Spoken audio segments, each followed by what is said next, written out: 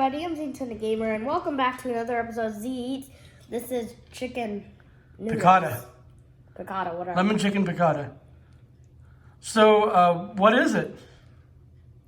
It's noodles and chicken. It's noodles and chicken. That looks pretty good. With sauce. With some sauce. What kind of sauce is it? It's like a little lemony? Is that good, huh? Sour. Sour sauce? Okay. But it's good, right? Yeah. So, where can we find it? The Cheesecake Factory. Yep, just like the Cheesecake Factory. Any kind of Italian restaurant you have in your local neighborhood store. ZNintendoGamer really loves the this particular dish that I actually made myself. How is it? How is it? Good. Good. Eat some chicken. Show them how yummy the chicken is. Isn't that yummy?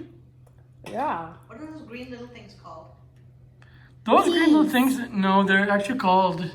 Peas. They're not peas, actually. They're Capers. called capers. They're called capers. Those little round black things right there. That's going to be called a caper in the center of your screen. You meant green things, Ding Daddy.